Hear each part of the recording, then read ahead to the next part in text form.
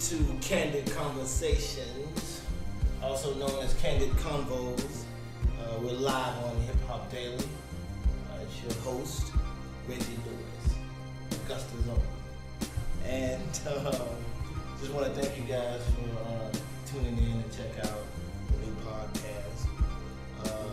Tonight is our premiere podcast, and we're fortunate enough to have today's guest, actor Shiek Mahmud-Bey. Good. Yeah. I'm an actor, so I rehearse. Yeah, we know about the rehearsal process, right? Yeah. All right, well, we're gonna jump into it. The platform for Candid Convos is to be as candid as possible in our conversation, and the floor is yours. And we use this platform to sort of promote artists, be it actor, directors, musicians, writers, producers, whole nine. If you're in the entertainment industry, you're a dancer, we're gonna try to get you on Candid Convos. So now that we have you here and you've been our first guest, let's start off with the basics. Tell us who you were born and raised, and a little bit about your background. Oh, Eastern Europe.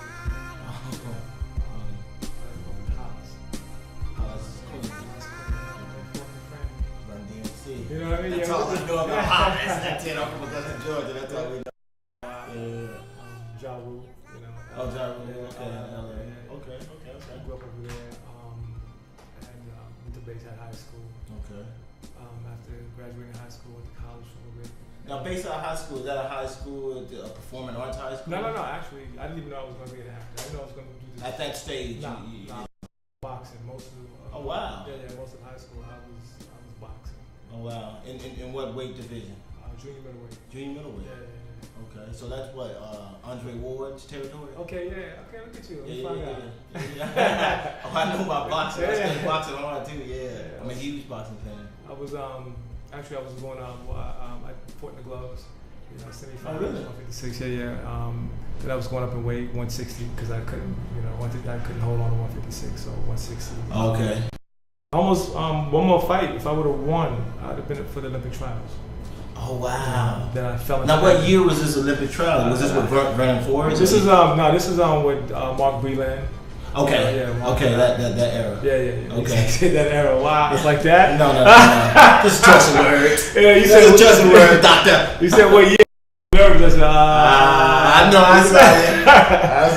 saw you. Yeah. We could speak on boxing all day. So when you were in high school, you were boxing. Yeah, mostly. What age did you start boxing? Was it just? Oh, you did. Yeah. My father used to box. See, I'm a military brat. My father was a sergeant major. He used to box, and my father's my hero.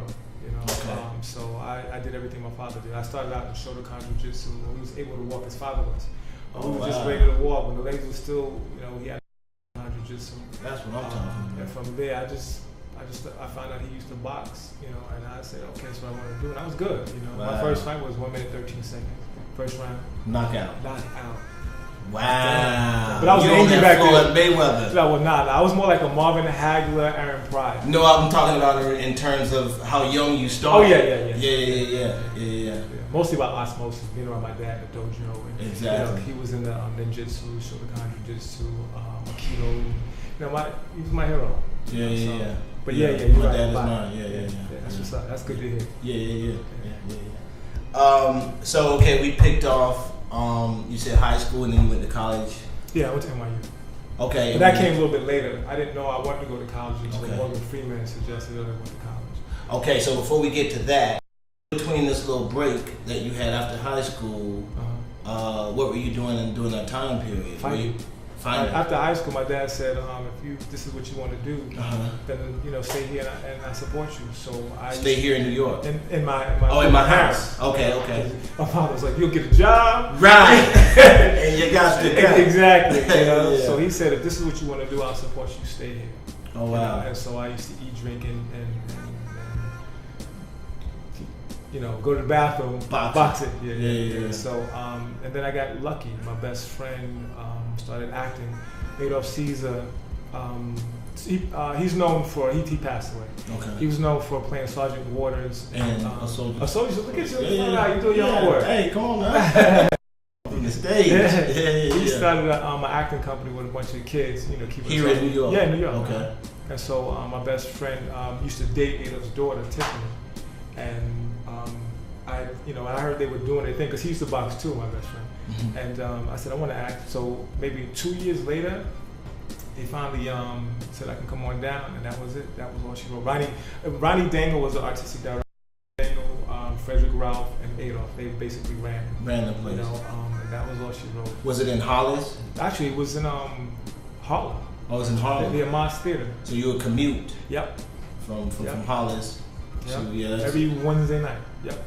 But I would say dedication kind of came second nature for you. Yeah, because I brought that into boxing. Right. I came out of boxing. Yeah. And then that's how we grew up. Mm-hmm. My father was always about work your plan and plan your work. Mm-hmm. Stick to your plan. Right. So with those kind of with that kind of structure. Yeah. It's interesting. My 12th grade English teacher, who got me started in acting, she used to say, if you fail to plan, you plan to fail. Exactly. So yeah, I'm listening. I'm listening to you talk about your dad. It's like when I told my dad I wanted to act, he said, "Let's do it." Oh, really? So that was the opposite of my dad. Well, I'm saying that. I know what you're saying. Yeah, I'm saying in regards to when you said boxing is really what you want to do. Right. Then you can stay here and then we'll make it happen. Right. Because he had his rules too. Right. I know that's right. But it's just interesting that those type of stories and conversations are kind of far and few in between amongst our community, and it should be order of the day. Amongst men in general. Yeah, amongst men in general. Yeah. And it should be order of the day. Yeah. But we changing it. We changing it. And this conversation is going to influence. So your best friend introduced you to Moss Theater, you said? It was at Moss Theater in Harlem. I think at that time they were doing Mama Want to Sing. Oh, wow. Yeah, there, and I said, wow. No, because I saw the play about 2 years ago, and it just hit me that the mother, who, the mother. Yeah, so she came out and told us about the play, so it's just funny how it's coming full circle. So she was doing it back then. Right, probably. Right. Probably the daughter, though. Right. Right. Yeah. Probably the daughter. Yeah. That's wow. Yeah, but so go on. No, and that's we just stuck with it, and then at one point either we meet there, if it wasn't interrupting the show stuff, the rehearsals that they had going on during the week or the shows, then we'd meet at Adolph's loft downtown off 14th Street. He had a loft on Washington Irving Place. Oh wow. Brownstone. Yeah. So we would meet there and rehearse. Yeah. Talk and learn as much about the business as possible. It was deep, man. It was intense at one point, and we were kids, man. So Adolph was kind of rough at one point. I remember he being asleep, and we had a couple of people performing, and we talk and chat, and he just came out of the room and said, "What the hell is going on?" The artists up there, the whole respect thing. It's just like he's old school. Yeah, he was really old school. So like that we learned. As far as there was times when we were sick and we didn't want to do a show. And he's like, nobody care about your problems. People pay to see a show. You go up there. It's that kind of discipline, that old school discipline. Yeah, old school. That carries me to today. It's the foundation of who you are right now, what you stand on, your principles. Yeah, along with and honor and respect for the art. Yeah, a lot of people, because I live in California as well as New York. Okay. Sometimes you get in conversations with California actors who's never done theater, and it's like hit your mark, see your line, look pretty, and there's no substance or no, it's Hollywood, and I'm like, wow. And it's hollow. Yeah, exactly. Oh, come on now. Yeah. So it's interesting, and I'm glad, that things happen the way they were, as far as the old school, because later on when I met Sam Jackson, he's another old school brother, and grew up in that same way. Denzel grew up from from that. That's why they still sustain it. Exactly. Yeah. And it's the essence of the industry in its entirety, I think. when you have guys like that who don't stray away from that type of foundation. Yeah, you know, they stand firmly on it, despite the world revolving around us, and how it continues to evolve. And humble. And humble. In addition to your place in the art, opposed to, you know, it just being about you. Right. You're just part of a piece of the puzzle. Right. You know, it's really interesting. God take it, God give it away. Just that quick. Yep. In a Just, minute. just that. You better preach. Yeah. So now at this point, you started training and rehearsing as far as acting is concerned. Are you doing boxing as well? Nah, I kind of got out of boxing. I've been doing boxing for a long time. I've been fighting for a long time. You know, I fought in tournaments, you know. So what was the turning point for you with boxing? Is it the business, too political?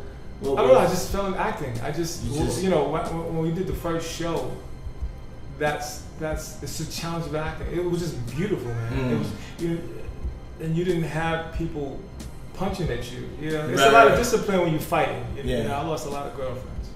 You know, you get lonely. They don't get it. You know? Right, no, they don't.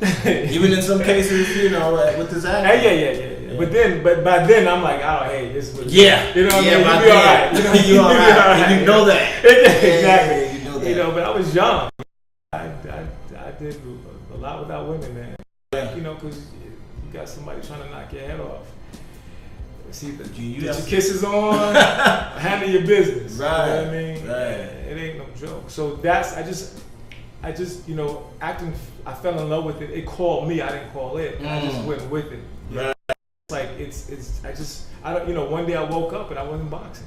You know? No, But the transition itself from what you put in is what you get out changed, because it's a big difference, you know.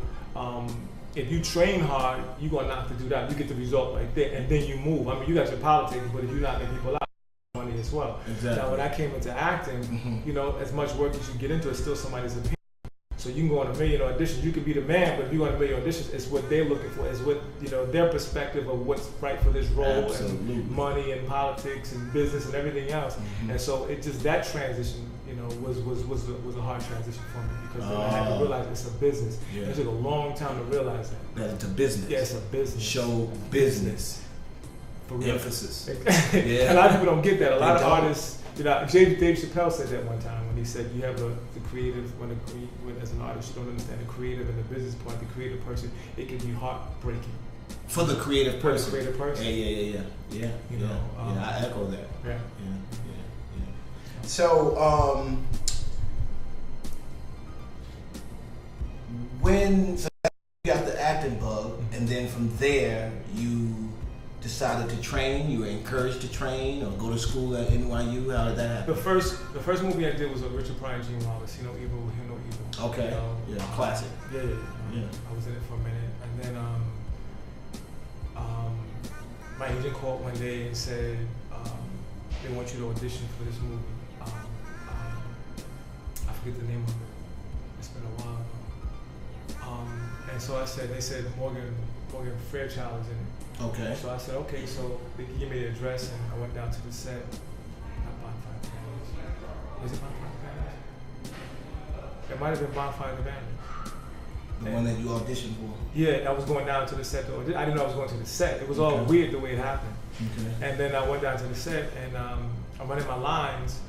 I'm auditioning with the director, and I was like, "This is weird." You see the cameras, and I'm new, you know. I was like, "Well, you see the cameras and stuff." Then I see Morgan Freeman walk, and Tom Hanks. I was like, "Hold on, Morgan Freeman."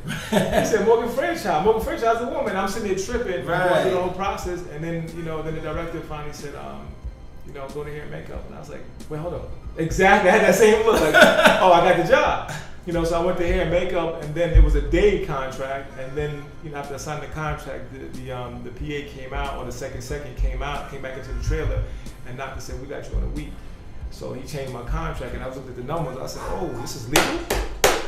Exactly. I was like, "Yo," So he put me on a weekly contract. I was there for 2 weeks, and we were doing our thing, and Morgan Freeman, we was in between.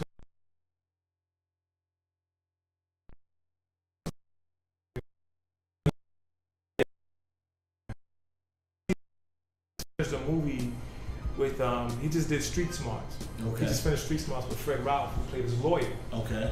So I said, you know, Fred, blah blah blah. And we said, yeah. So I said, let me ask you this. I said, being in the business, when you know you're going for a role and you know it's your role and somebody else get it, how does that make you feel? And he said, it wasn't your role. And I was like, but I killed it. He said, but it wasn't your role. If it was your role, you'd be shooting it. You know, like this is your role because you're here. What's yours is yours. Nothing, no matter what you do or say, is going to change that. You're not going to get a role before you're supposed to get a role. You're not going to get a role if you're not supposed to get a role. You're going to get the role you're supposed to get. And that perspective changed my mind. Wow. A lot of things, you know what I mean? Yeah. But that was real. And he said, you need to go back to school. I said, nah, see, I don't want people, tampering with my instruments. So he said, no, learn the business, master the business, and do your own thing. Don't be like me. You know, don't be always asking for work. You know, he said, I was out of work for 6 years. And I was like, ooh, 6 years. You know, he said, I worked regular job, I did this, I did that. Electric company came in, that might be before you done. No, I remember the electric company. Oh, that's what's up. I mean, I was at that age. Yeah. I was a baby too. Yeah. We was both babies. Yeah. So, you know, but he said, do it, don't be like me. And that stuck with me. You know, and years later, today, because of a couple of years ago, because of what he said, it just hit me. You know, what a jewel. Yeah. He was a So that was like a very, very inspiring week for you. Yeah. Not only with the pay, but to be working with Morgan and Freeman learning and being able to learn. Man. I used to think if you flub a line, you just Morgan flub a line and go, oh, let's go. Yeah. And I learned then that you're human. It's okay. You know, It's okay. It happens. Man, I used to trip. After that one experience, I'm like, okay, let's go again. It's tape. Let's do it again. You know? And then we did it. You know, but then that's why I went to NYU. You know, off of that suggestion. Yeah. Well, come on. Yeah. Go to school, man. Right. Let's go. Let's do it. You know? All right. So on that note, we're gonna take a little break, and when we come back, we're gonna pick up with your experience starting at NYU, and then we'll just continue to move forward. Okay. All right, we're back.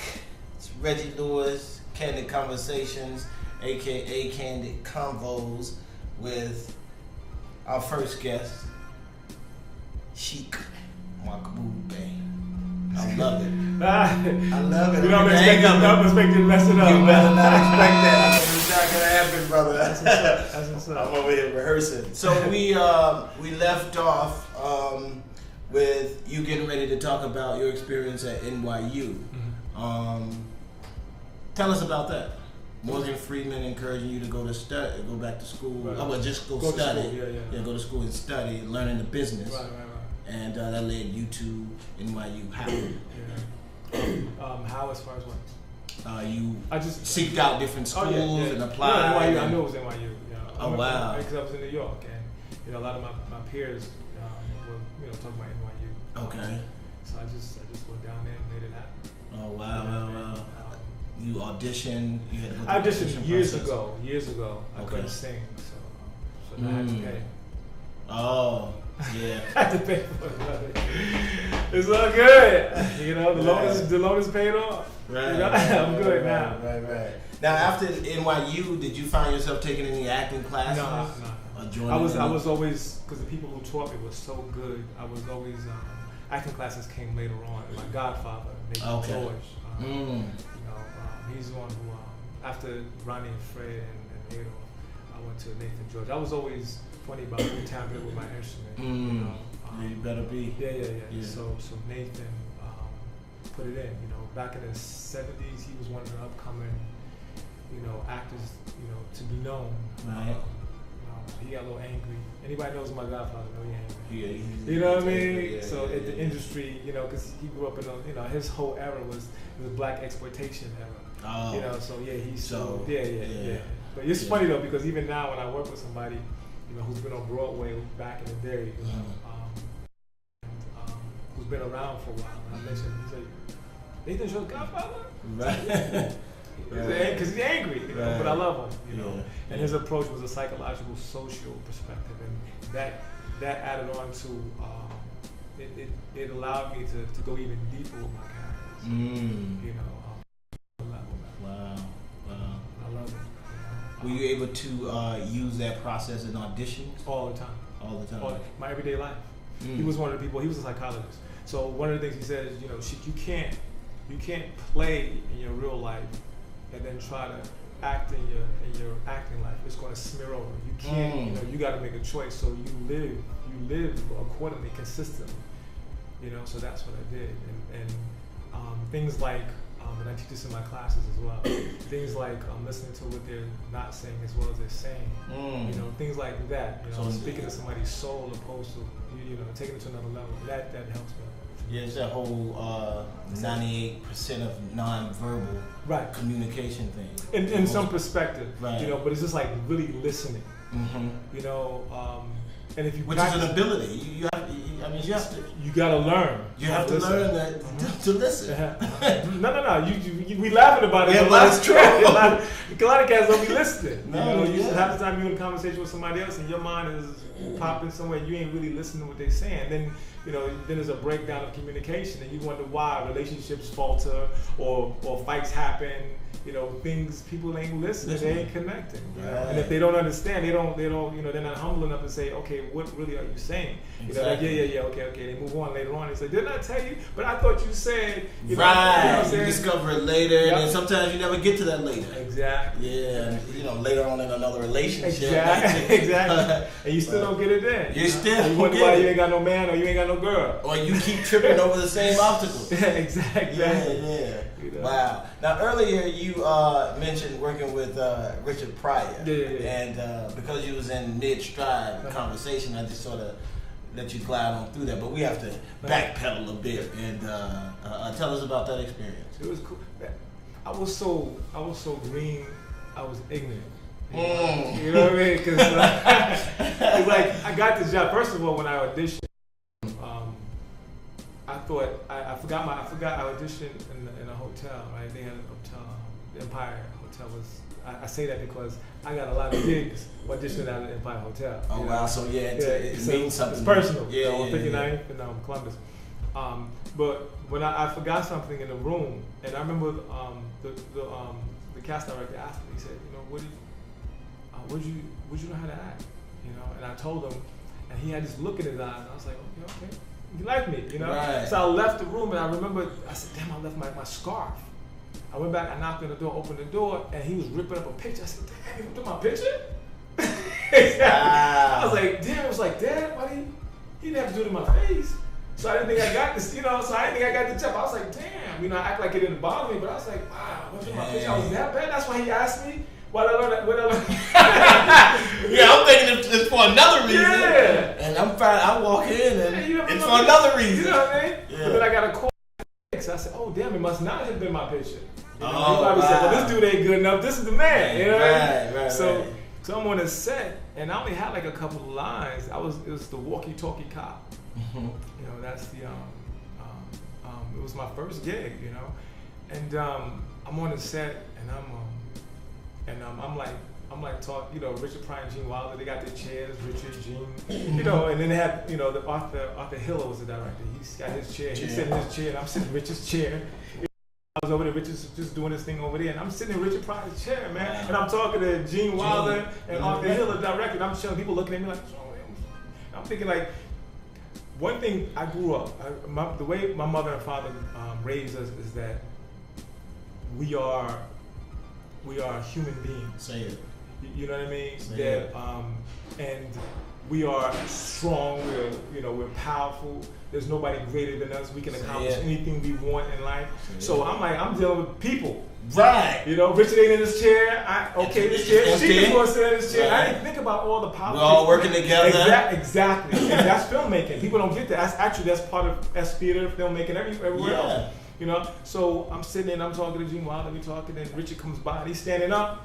I'm like, hey, what's going on? You know, and I'm like, wow, shit, I'm talking, and he's being cool. He's talking back, you know, and then finally, director Richard, Arthur Hiller was like, Sheek, give Richard the chair. And I was like, oh shit, why didn't you just say give my chair? But say, you know, because you know he's an older gentleman, and I'm excited to be of this company. And everybody. I'm like, why didn't Richard just say, "Get my damn shit, man"? Because that's Richard Pryor. Get my damn shit. Whatever. Exactly. But he was extremely humble, man. I sat down. He said, "Thank you." Wow. It was. Dude, it was nice, man. Wow, it was man. nice. I mean, for that to be one of your first experiences. Yeah. You know, yeah. It was nice, man. To have that moment to carry with you from the audition, from you getting the scar, go back and get the scar, to the moments on set. Yeah. Nice. I loved it though. Being on the set the first time I did, man. I was sitting back. I was like, this is it. Are you a picture taker? But we didn't have cell phones back then. No, I'm just talking about like let me bring the Polaroid and that sort of thing. Later on, I did that. Yeah. You know, when you travel out the country or when you travel abroad, then then I've learned because I keep journals. Each movie I do. Oh, okay. I keep journals and videos. And my trailer, and the trailer gets bigger and bigger and stuff, and I got little things I do, and now but that was later on. Back then I was just like happy to work. Okay, so talk to us. So we got Morgan Freeman, we got Richard Pryor. Talk to us about some of the other established household name actors that you've. James Earl Jones. Oh wow! These are the people that impact my life. Right, legendary. Yeah. We Ronnie and Fred. Fred was also a director. Really? As well as actor. Yeah, and he James Earl Jones was a friend of Ronnie and Fred's because Mr. Jones auditioned for Fred years ago, and he was doing Fences. Earl, he did the first Fences. Right. Yeah. He's on the book. Yeah. He's the man. And so we went to go see him. He comped us. He comped us tickets to go see Fences, and we watched them. And afterwards, we went upstairs and we went in his dressing room. And I was hanging out. Yeah, just hanging out. And I was like,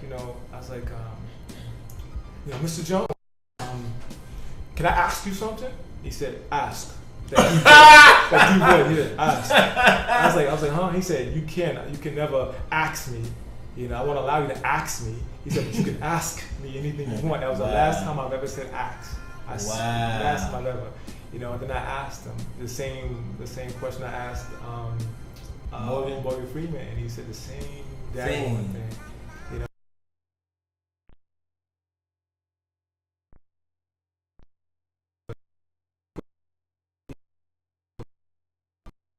Be the fly by night.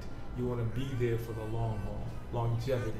You got to repeat that, brother, because I think a lot of people get confused with that. Say it just one I just time. want to be famous. Right. He said, forget fame. Fame, is only in that moment. He said, but you want to be a part of, the long haul, being there for a long time, like he is. Yeah, right. He played. Right now, our main role would be Othello. Years I wanted to play Iago. I was like, Othello. He was an idiot. Why didn't you just go talk to his wife and say, man, you cheat on me, baby? Right. Let's get to the point. But when I found out James Earl Jones played him more than 4 or 5 times, I was like, I want that role. See, that's new to me. Yeah. More than 4 or 5. Yeah, he's the man. He's the man. Wow, that's kind of been downplayed.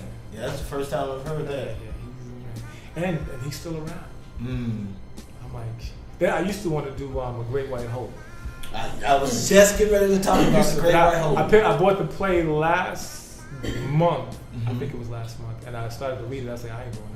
The language is too far back. I can't do that. I studied with Bill Esper. Esper, you went to Esper. Yeah. Meisner. Yeah. So I studied with, and I had the opportunity to work with Bill. So I was under his leadership, and he asked me to do that play, a scene from that play, and I had the same problem with language. Yeah, I can't do that. And I talked to him. We did the pre-read in front of the class, and after class, I had a conversation with him about it. It was, and it's interesting to hear you say. Hear you say the same thing based on the experiences you have that outweigh mine, but I came to the same conclusion after reading it. Yeah, I can't do it. I appreciate it. I did. And what it meant at that time. Right. Exactly. To tell that story. Yeah. And to have Mr. Jones's name attached to it. But I just woo. Yeah. That play can't work for this time. And you know, even when I just said that, came out my mouth, you know, now I think I have to challenge myself and really read, because I couldn't get through it.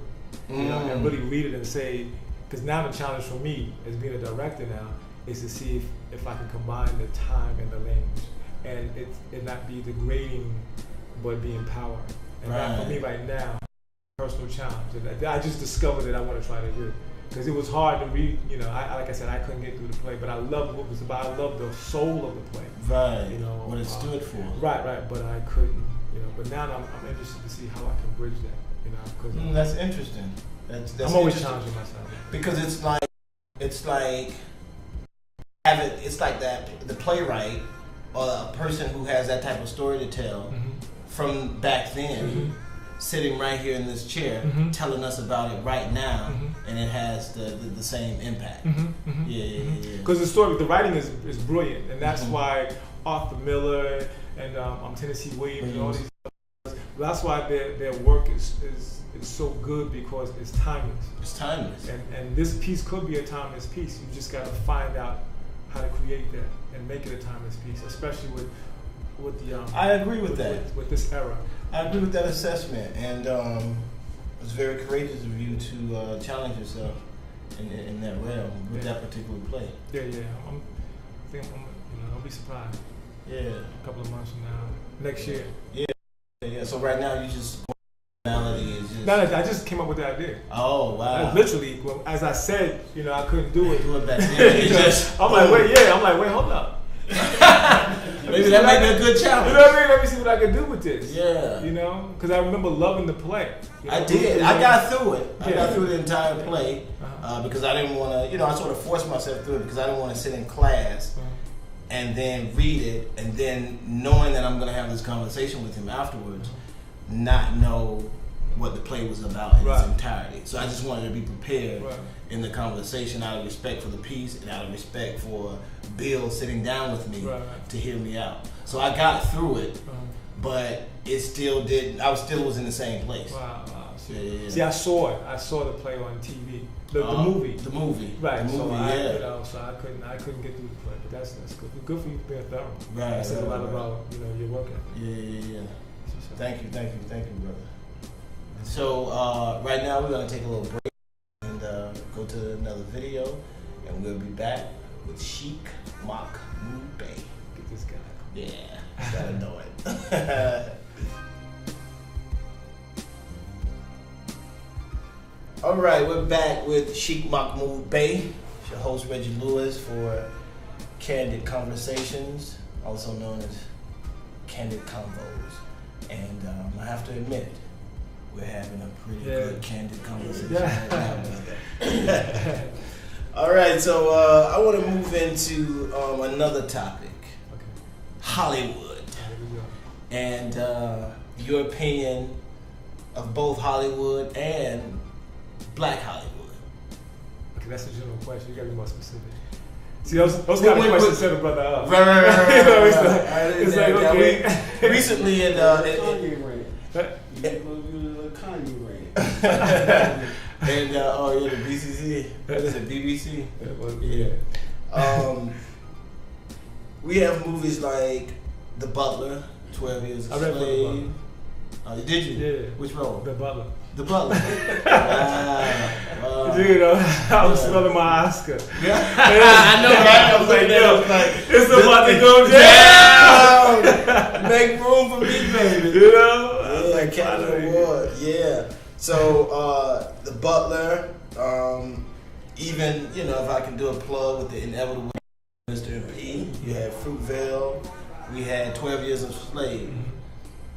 Do you see a momentum with films like that, along with The Best Man, opening up more doors? Or is it just one of those moments where this year is one of those years that a lot of good black films came out, and then after this, it'll go right back to the same thing when we get a film every now and then? Okay. So, I'm going to respond to that two ways. Okay. I'm producing and directing now. Okay. And I'm also an actor. Mm-hmm. So, from an actor's perspective, variety is great. From a producer's perspective, variety is great. The industry right now is open. You know, I was sitting in a room with a bunch of actors, Bing and a couple other actors, you know, and one of them said, and I was like a fly on the wall, and one of them said, people who don't understand the business call it Hollywood. You know, people who understand the business call it Moneywood. So once people understand that it's a business, then your perspective changes a little bit. You know, then I had a friend of mine who told me years ago that balance, equal points. If you got balance, then you're good. And those movies, there's a lot more coming out, you know, but there's balance. You have The Best Man, that's comedy. You have all these things. Then you got 12 Years of Slavery, who was educated because, you know, African American studies or African studies in high schools are gone, you know. So you got movies like that that are, you know, that are giving us education, that are letting us know and taking us back and letting us understand who we are. You know, some of us don't want to see it, some of us do, but the 12 Years of Slavery was shot beautifully. It was deep. And from a director and a producer, then I look at that and it just blows my mind. And so when I make future projects, I look at how I make something more appealing. It could have been, especially I'm talking about specifically the hanging scene, it could have been so ugly, but he shot it in a way that we were able to swallow it, to take it, taste it, observe it, enjoy it, appreciate it, not so much enjoy it, but appreciate it and grow from it. As a part of the story. Exactly. Yeah. You know, because if it's too harsh, especially with now, you know, people don't want to be sad, people don't want to be angry, people just want to be, you know, and 9 times out of 10 comedies work better because people are hurting financially, you know, families, you know, so they want to just laugh, man. Just take you. They go to movies to relax, to escape, exactly. So with that variety, and they're all making money, it works for our benefit. Even Tyler Perry, because Cass is always talking about Tyler Perry. I'm like, man, I got my issues with Tyler Perry, you know, but overall, Tyler Perry is doing his thing, you know. Now, what you mean by that? The reason I'm asking is because I was going to bring up Tyler Perry's name, and because I speak on behalf of Tyler in a positive way because of what he's doing in Moneywood. So I don't knock Tyler Perry. Tyler, you know something? I think Morgan Freeman said this shit. He said, you know, he said, master the business, learn the business, understand the business, and master the business. Okay, you take what you have and you make that work. You know, you have some actors who can do one thing. They do one thing well. Tom Cruise, you know. He does one thing and one thing well, and he's making billions on it. You know, you take what you have and you make it work for you. You know, Tyler Perry said, "Okay, I couldn't make it this way as an actor, so I'm gonna come in. I'm gonna show them I can act. I'm gonna create this." And he created it, and he worked hard to achieve it, and he opened a lot of doors. He brought back a lot of actors who weren't working, who never really had a chance. He created a lot of opportunity. You know, that's what I mean about.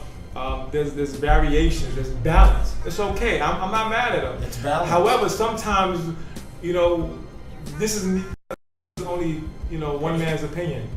I think sometimes as an artist, we have to look at what we do and how it affects us as a people. I'm not just saying black. I'm talking about people. Now, because, you know, everybody, you know, I have kids. You know, my kids have Puerto Rican, have black. You know, which means they also have Taino. I'm half Blackfoot.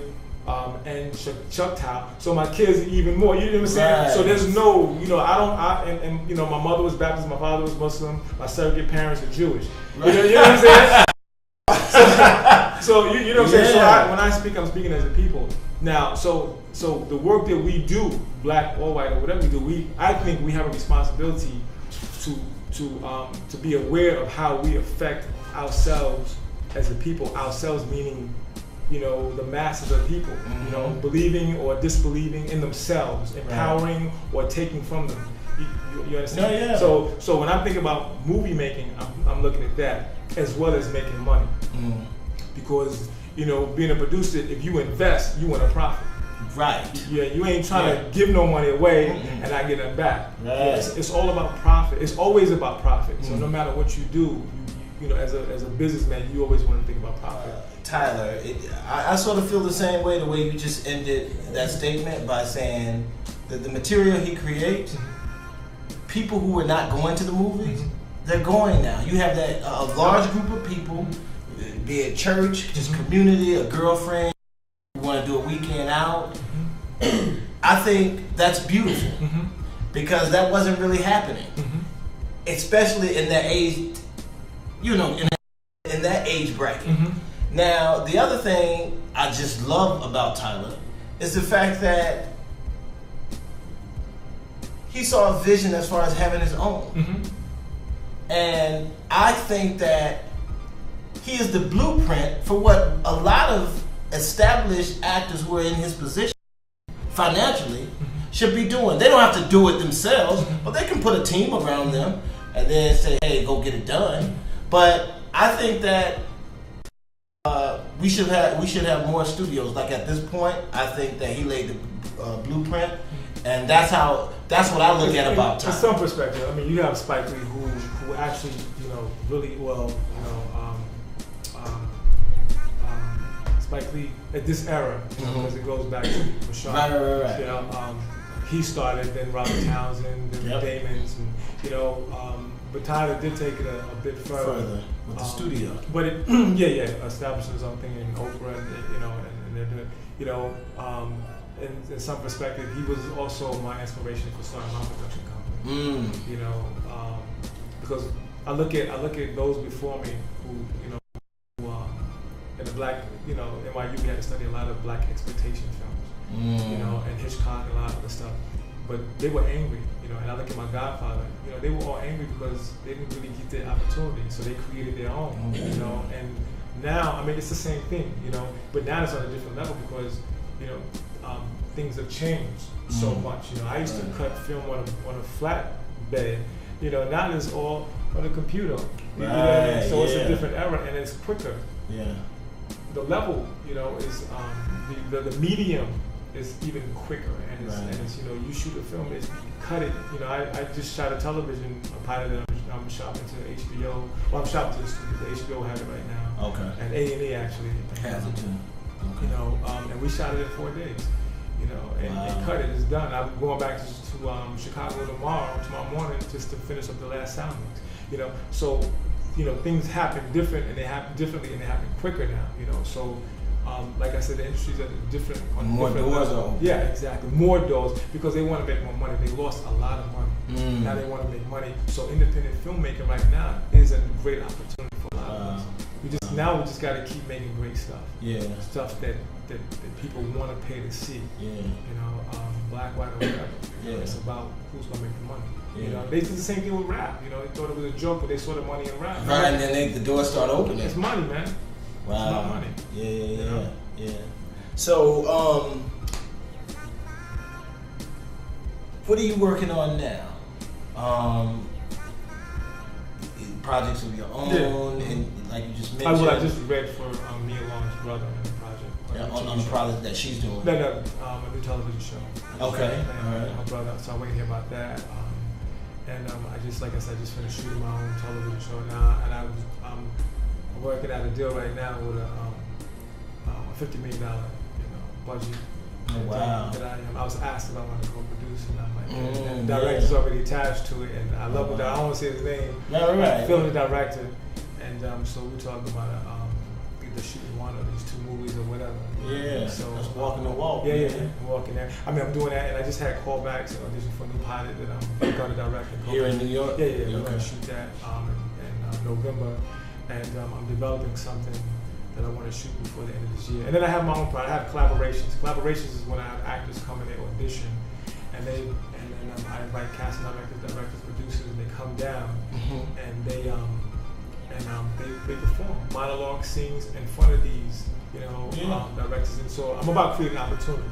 Right, I see that. Yeah. And I have my classes. I've been teaching acting for like 5-6 years.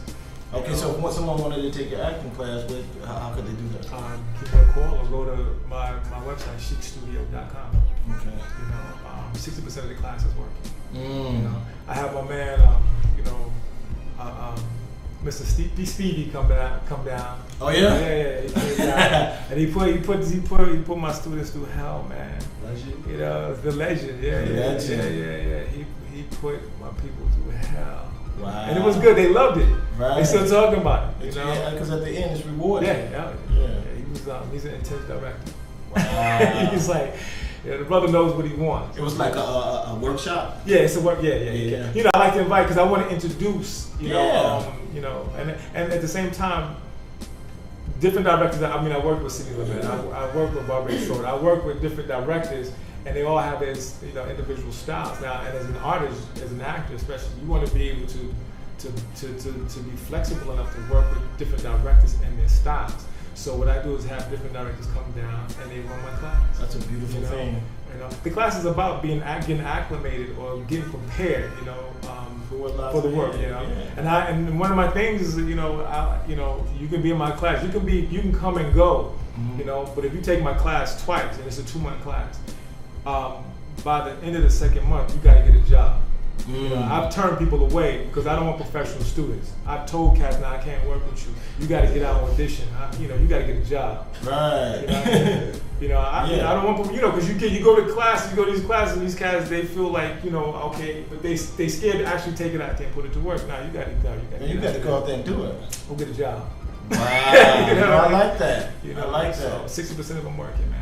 You know, and I get these emails and these texts saying she got booked this, and and if they have a problem, and the interesting thing is like, if they have a problem, if I'm out of town, like I'll work with them, I'll work with you free, because I'm about to be getting a job. If I see that you want it, and my class, people want it, then I don't care. If I got the time, I'll come. I'll warm me up before I audition, and bam, you go in. And if I'm not in town, then I'll say call up something.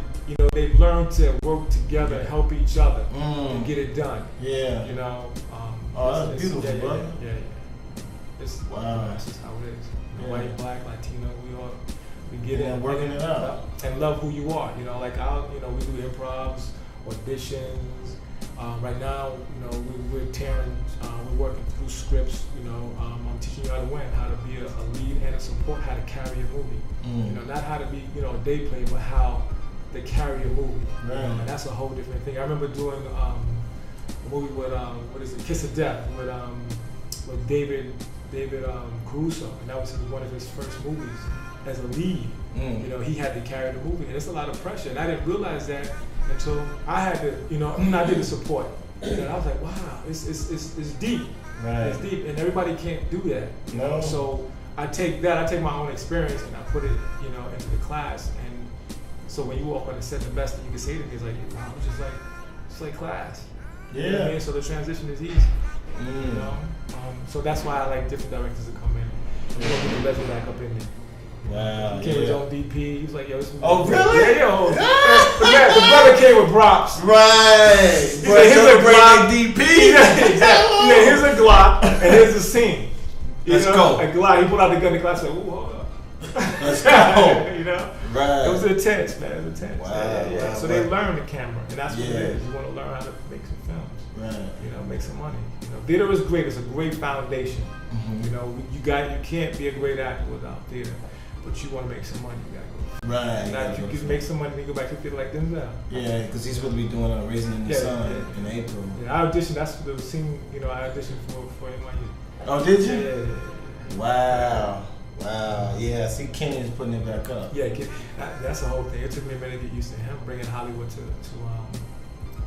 theater because that was a big thing for me. I was like, he's bringing celebrityism to Broadway. Right. I'm like, dude, come on, man. Right. Everything ain't about celebrities, man. Create some opportunities.